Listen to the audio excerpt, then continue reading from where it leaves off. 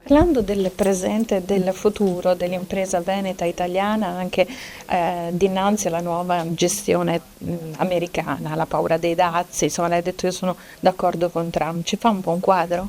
Ma io sono d'accordo con Trump nel senso che c'è bisogno in Occidente di riappropriarci di alcune tecnologie e di alcune lavorazioni che avevamo dato al Farista per riprendere anche delle competenze.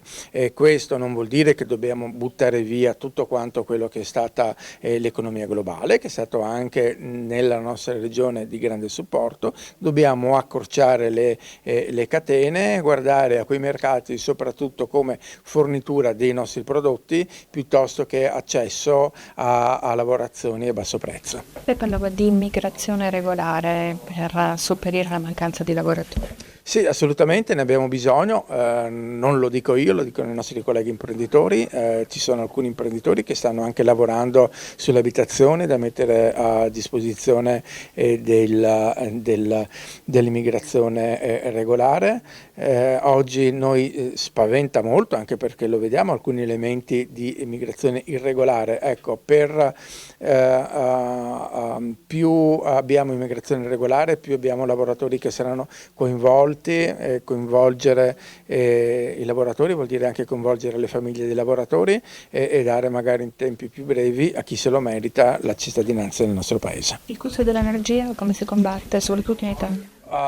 Si combatte dal punto di vista tecnologico con nuove tecnologie, bisogna lavorare ancora nelle rinnovabili, nell'energia solare, bisogna lavorare molto sulla formazione del prezzo del gas, perché il prezzo del gas tiene conto di alcune dinamiche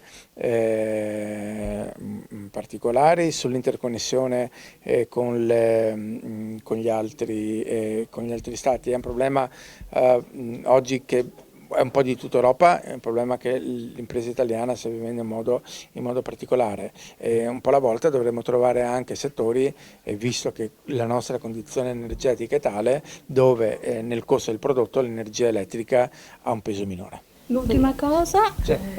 l'autonomia è una legge che insomma poteva essere scritta meglio, ma è giusto che non ci sia un referendum. Allora, tutte le cose possono essere fatte meglio, secondo me è giusto che non ci sia un referendum abrogativo, anche perché è più facile così magari adesso mettere a posto le cose che non andavano.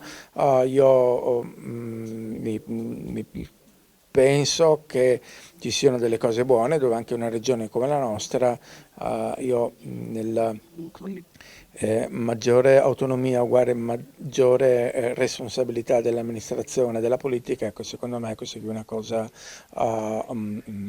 che dobbiamo tenere bene presente.